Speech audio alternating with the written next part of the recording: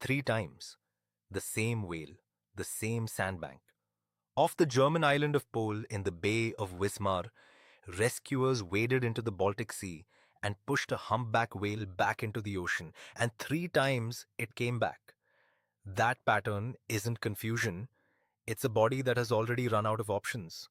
And the reason why should change how we think about every stranded whale we've ever tried to save. By the time this humpback appeared on that sandbank, it was already in critical condition. Rescuers noted significant loss of health and nutritional condition, the kind of deterioration that doesn't happen overnight. The culprit was fishing rope. The whale had been entangled before it ever touched the coast. That entanglement prevented it from hunting. And here's the biological reality that makes this worse. Whales don't drink seawater. They get almost all their hydration from the fish they eat. A whale that can't hunt doesn't just go hungry, it dehydrates. Every day that rope held, the animal was dying of thirst in the middle of the ocean. The sandbank was a symptom. The rope was the sentence. Humpback whales have migrated through these waters for longer than our species has kept records. They are among the most acoustically complex animals on Earth. Their songs, produced only by males, can travel hundreds of miles through ocean water and last for hours. Different populations sing different songs, and those songs evolve over time, spreading across ocean basins like a slow-moving cultural wave. Researchers have documented how a new phrase introduced in one population gradually gets adopted by whales thousands of miles away. That's not instinct, that's culture. These animals also breach, launching most of their body clear of the water, in contexts ranging from communication to parasite removal to what researchers cautiously describe as play. This is the animal that washed up on a German sandbank, tangled in rope, too weak to stay in the water, not an abstraction. A creature with culture, with songs, with behavior we're still trying to understand. A group of wealthy Germans pooled their own money for a last-ditch rescue attempt involving air cushions. The impulse was genuinely admirable. The method was real.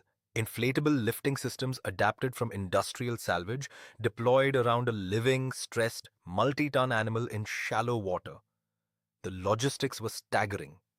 But here's what that money could not buy. Time that had already passed. The entanglement happened before anyone knew this whale existed. The nutritional collapse happened in open water, invisible to every vessel watching.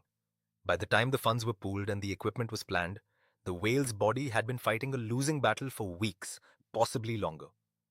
The British Divers Marine Life Rescue Organization puts it plainly.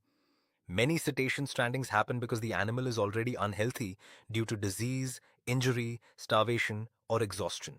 Stranding, in their assessment, is a symptom of a serious underlying problem that is often very difficult, if not impossible, to resolve in an acute situation. The rescue operation in the Bay of Wismar was extraordinary. The system that allowed the entanglement to happen was entirely ordinary. The Guardian described this whale as a parable of our troubled relationship with these sea giants. A parable is a story where the surface events point toward a deeper truth. The surface here, a whale stranded, rescuers tried, hope was abandoned. The deeper truth, fishing gear drifts through waters these animals have migrated through for thousands of years. The rope doesn't know it's a death sentence.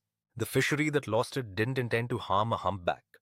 And yet, the entanglement happens, the body collapses, and weeks later humans stand on a Baltic beach trying to undo with air cushions what accumulated over months.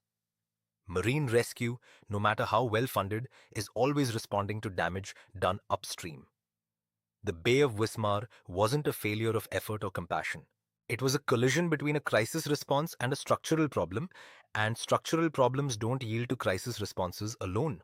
The whale that stranded 3 times off the island of Pol will be remembered, if at all, as a sad story from the Baltic coast. But the rope that started this, before anyone was watching, before any camera arrived, that's the part worth carrying.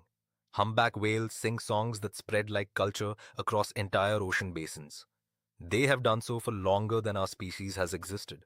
The question the Bay of Wismar forces us to ask isn't whether we should try harder to rescue stranded whales, it's whether we're willing to address the entanglement, literal and systemic, that puts them on the beach in the first place. Subscribe for more stories like this, and read the full article at factstormhub.com.